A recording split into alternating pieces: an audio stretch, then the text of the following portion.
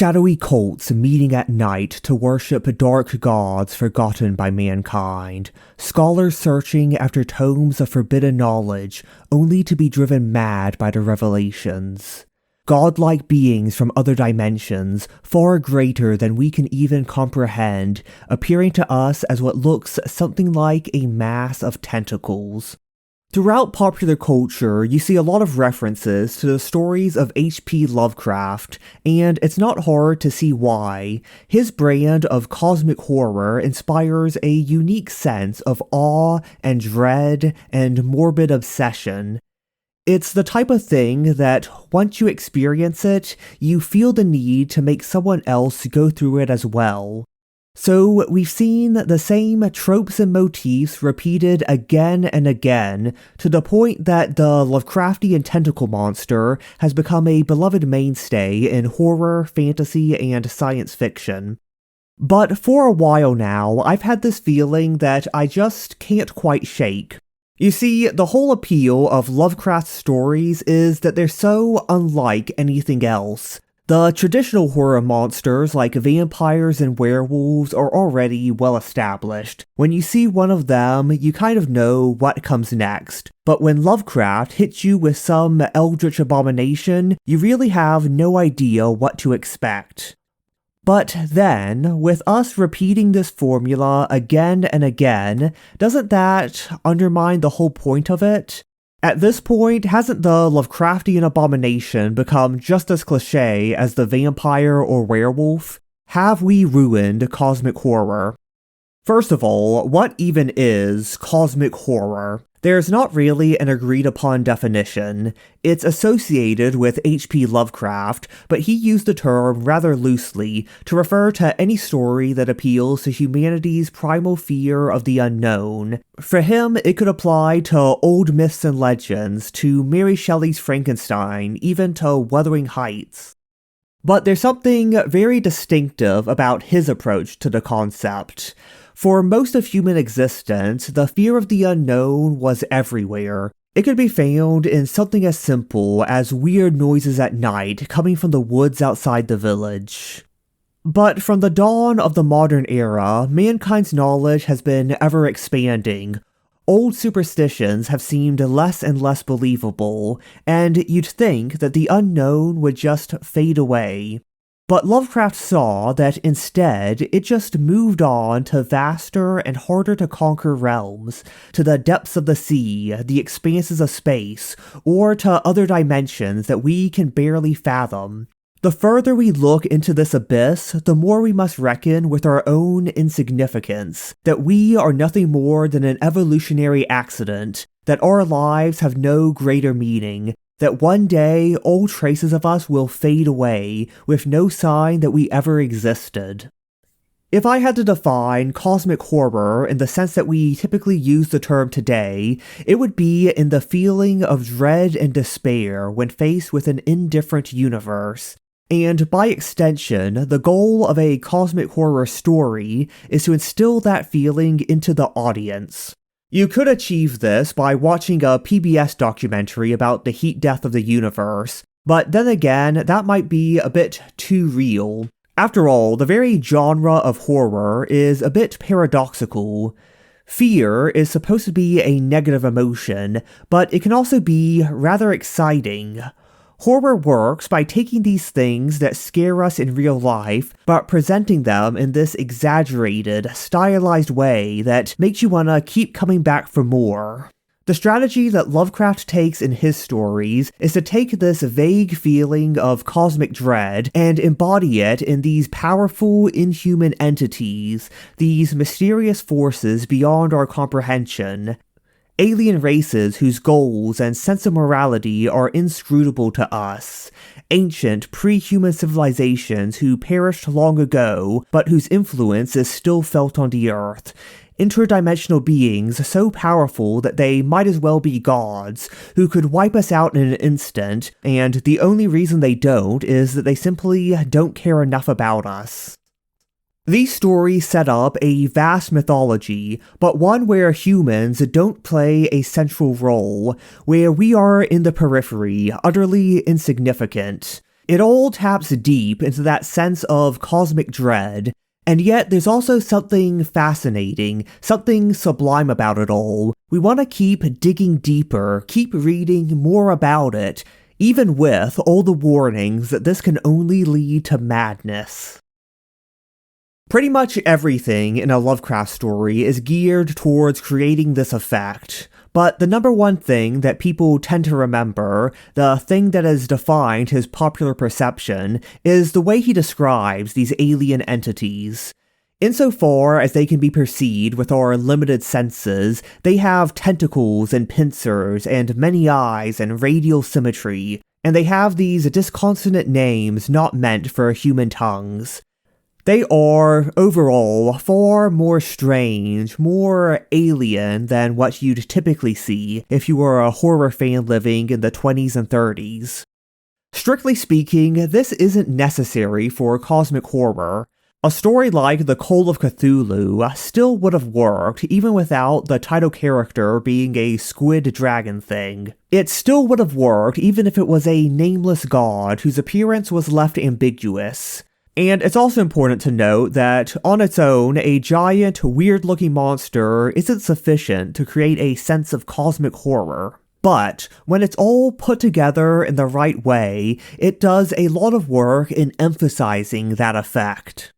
We tend to imagine that gods or aliens would be fundamentally similar to ourselves, that they would look kind of like us, and by extension, they would think and feel the same way we do. But with the descriptions of Cthulhu, or the Elder Things, or, God forbid, Yog-Sothoth, that expectation is shattered.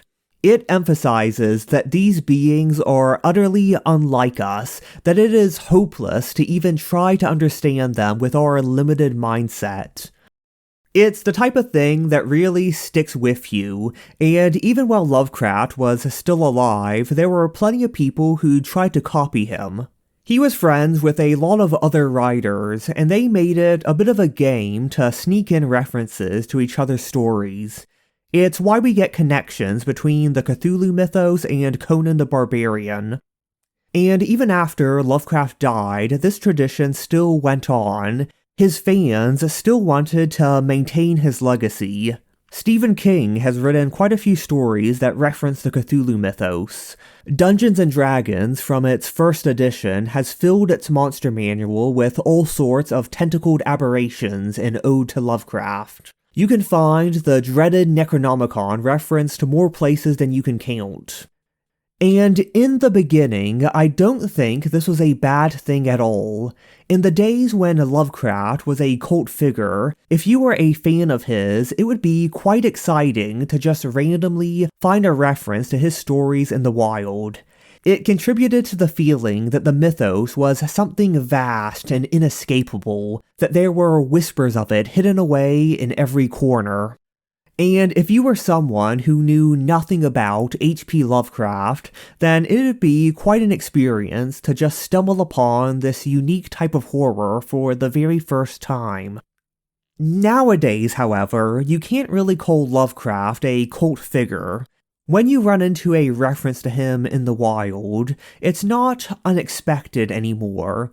It's become rather routine.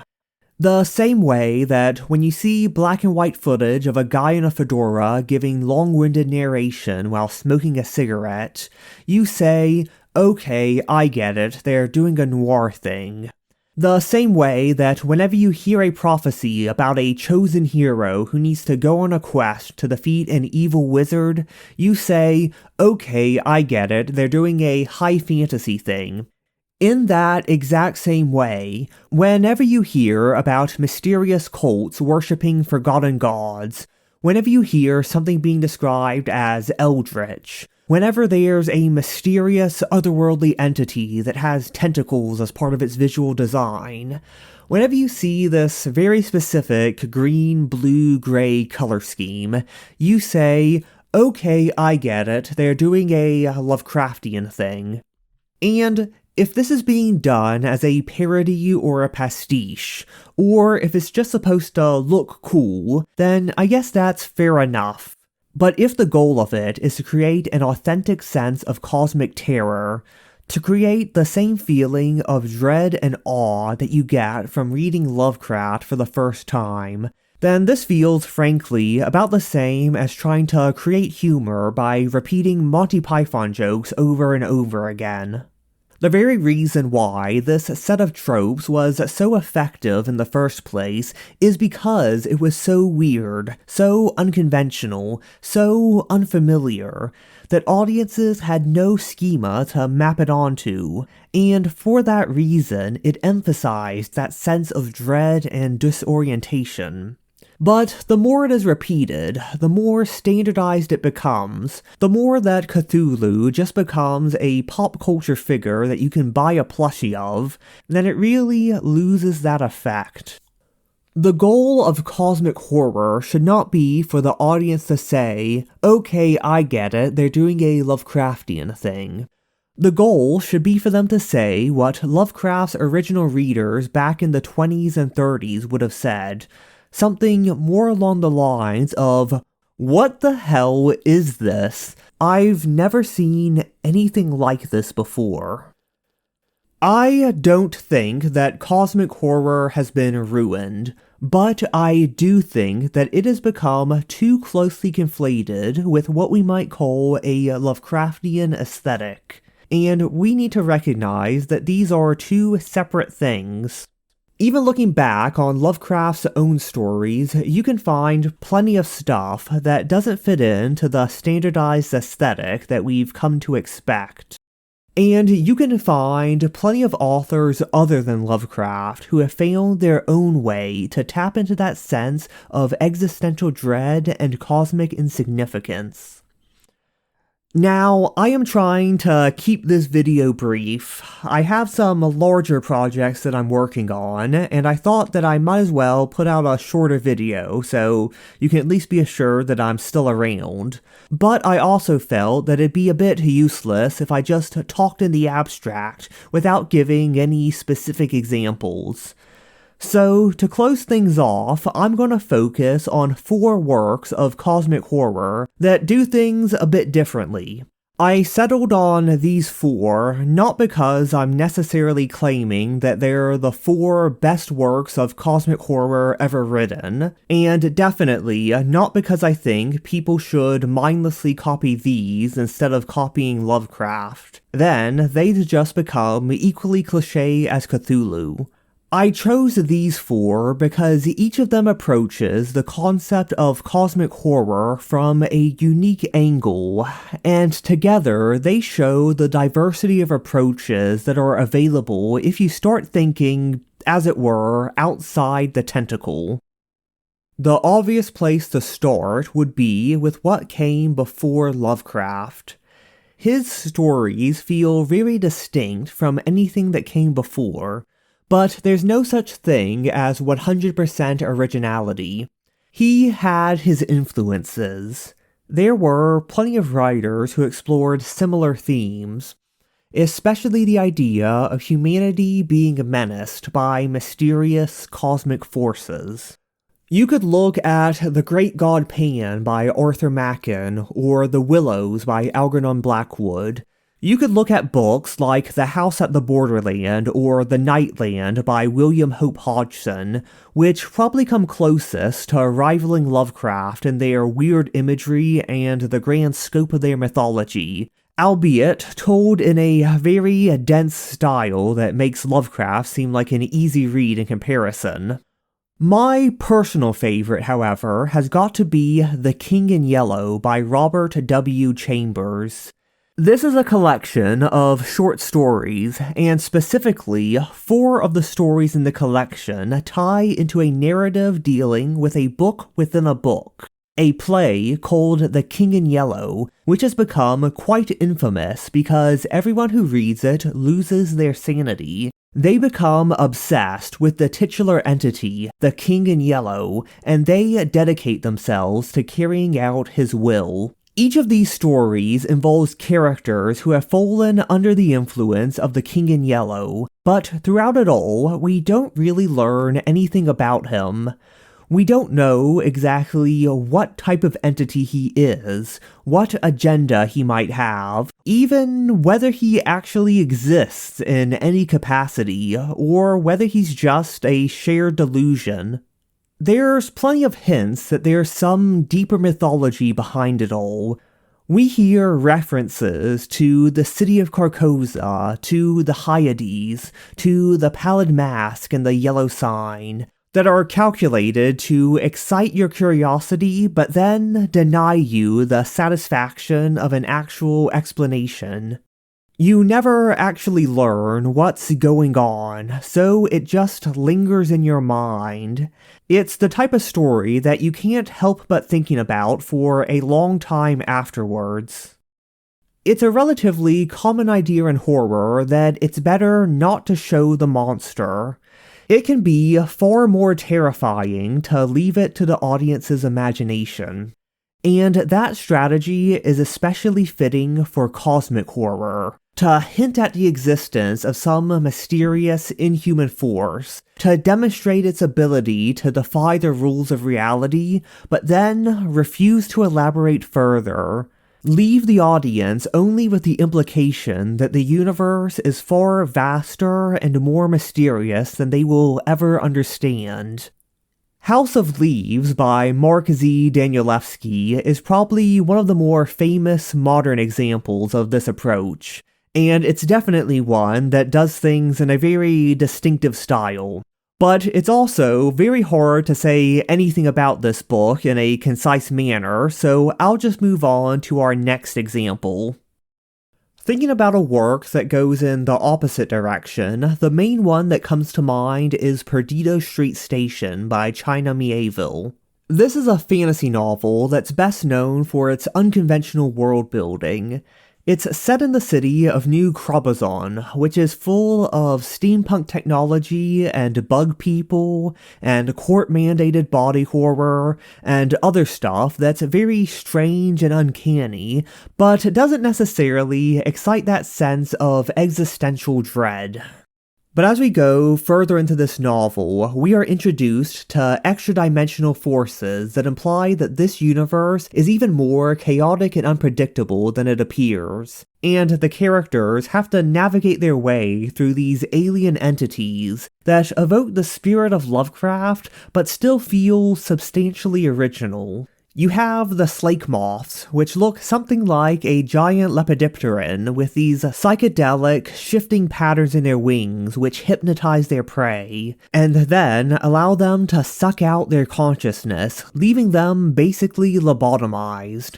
There's nothing that humans can do to fight against them, so they have to enlist the help of other interdimensional beings, like the Demons of Hell, or the Weaver, a spider-like being which is immensely powerful, but extremely unpredictable because all of its actions are guided by a sense of aesthetics that outsiders find incomprehensible.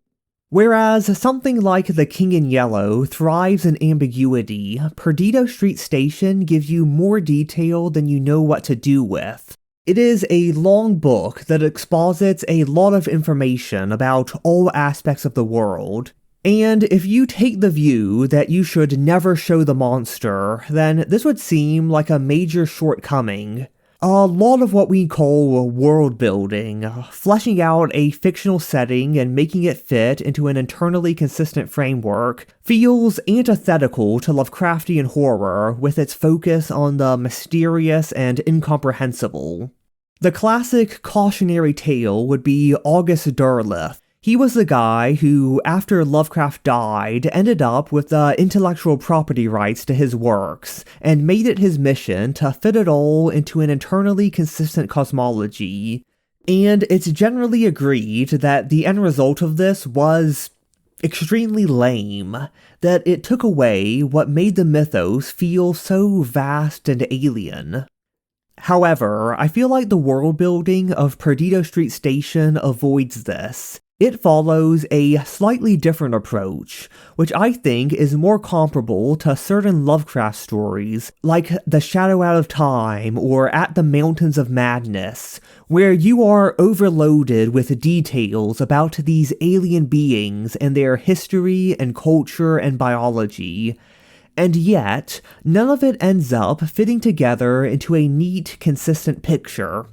Everything is so strange and disorientating, and it feels like the more you learn, the less you understand. For every answer you get, you end up with 5 new questions. The end result isn't to make the world more understandable, but to make it feel more vast, more alien, more unpredictable. This is a type of storytelling that's very difficult to pull off. It requires a lot of creativity and originality on the part of the author. They essentially have to create something that's even more weird and more terrifying than what the audience can think of in their imagination. Mieville's the only author other than Lovecraft that I've seen who really runs with this approach and makes it work. But moving on yet again for a completely different approach, we can look at the novel Blind Sight by Peter Watts. This is a hard science fiction novel about humanity making first contact with aliens in the late 21st century. It's also a bit like The Empire Strikes Back or The Sixth Sense, in that one of the most famous things about it is its twist ending. So if you want to avoid spoilers, then you can skip to the time code on screen. Otherwise, the story follows a crew of humans encountering an alien spaceship in the outer reaches of the solar system. The ship itself takes the form of this sort of jagged torus shape the size of a city. It is crewed by these weird starfish-like creatures. It's capable of communicating with the main characters, but while its messages resemble human language, they don't actually make a whole lot of sense.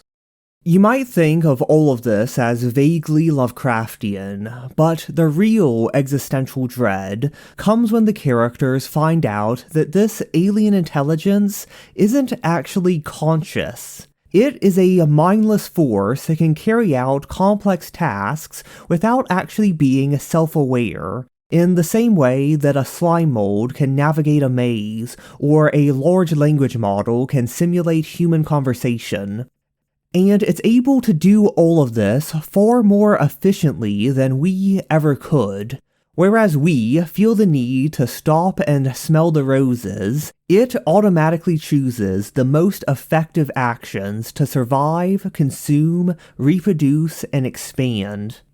From the cold standpoint of natural selection, this is a more adaptive form of intelligence than our own. And looking back on Earth within the setting of this book, we learn that transhuman technology is already being used to make humanity more efficient, more capable of succeeding in a capitalist economy. And it seems that the natural endpoint of this is that consciousness is on its way out.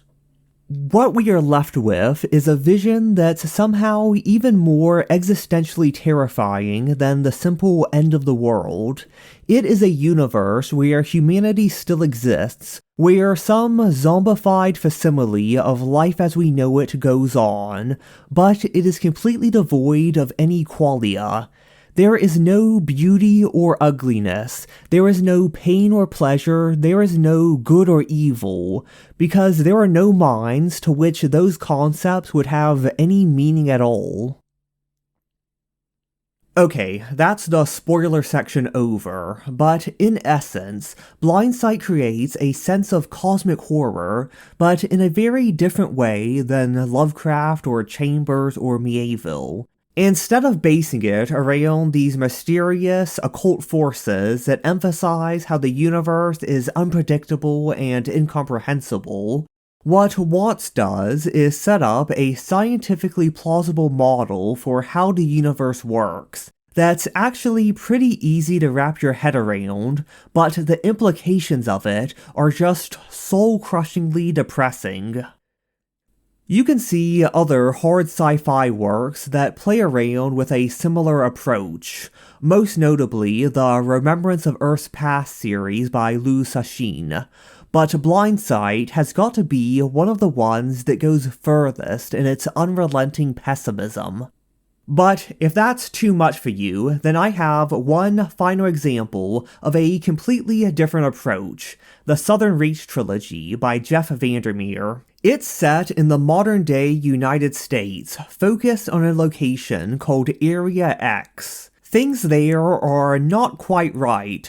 The most significant one being that humans sent there tend to be transformed into monstrous chimeras. Once again, we have a type of cosmic horror that focuses on a mysterious alien force. As this trilogy goes on, we get some clues about what's behind Area X, but the full details are never really clear. We get this unique aesthetic based around the transformed, mutated forms that it's able to create. But what really makes this series unique is the implication that this isn't such a bad thing. That maybe, just maybe, being transformed into a giant floating whale is a superior form of being than what we currently have going on. The channel Tale Foundry has already made a couple of videos talking about this concept in more detail, but essentially, Lovecraft assumed that encountering these cosmic forces beyond our comprehension would necessarily inspire horror and disgust. But isn't there also something beautiful, something sublime about the idea of something so far greater than ourselves? You can, in fact, see this a lot in religious traditions. People like to imagine the Abrahamic God as a bearded old man in the sky, but most theologians write about him more as an incomprehensible cosmic force. The Bible implies that anyone who gazes upon him in his full glory will die instantly, that mortal forms can't handle the mere sight of it. In a lot of esoteric traditions, you can find cosmologies just as strange and convoluted as the Cthulhu mythos. The big difference is the assumption that there is some benevolent force at the center of all of it. You can also see a lot of similar ideas in the mystical, sci-fi mythos of Olaf Stapleton, which I've made a whole other video about. And the thing is, there's also an inherent ambiguity in this very concept.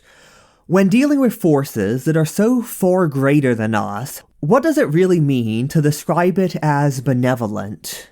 Maybe we feel some inner peace, some cosmic bliss when we interact with it.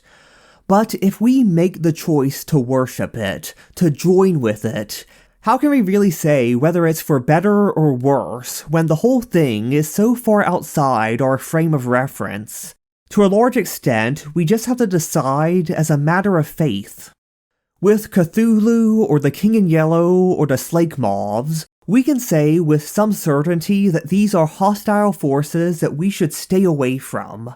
But with something like Area X, we're left questioning ourselves. And that just might make it the most terrifying cosmic horror of all. Or maybe there's something even worse out there. After all, this is just a brief survey. There's authors out there like Thomas Ligotti, Caitlin Kiernan, Laird Barron, and Junji Ito that, I'll admit, I'm not nearly as well versed in as I probably ought to be. You could also talk about web projects out there like the Magnus Archives, the SCP Foundation, or Mystery Flesh Pit National Park that, at the very least, dip their toes into cosmic horror. I'll even admit that there's works out there that evoke those stereotypical Lovecraftian tropes, but spin it in a way that feels fresh enough that it still works. The video game Bloodborne is probably the best example of this. And if you're looking for more works of cosmic horror that do it in an especially interesting way, then I'm sure people will be sharing plenty of examples in the comments below. And in the meantime, I don't have any sponsorships, but I realized that I can just talk about whatever I want at the end of a video. So I've noticed that YouTube has changed their desktop layout in the last couple of months, and it's awful. You can only see like 6 video thumbnails at a time. It's completely suboptimal, but you can change that. There's browser extensions out there. I use YouTube Redux, but there's several others that change the UI to something that's actually usable. You literally just need to press a button to install it. This is completely free. Again, I'm not getting any money off of it. I'm just sticking it at the end of the video because it annoys me so much. But that's all I have for now. I'll see you again, hopefully sometime soon.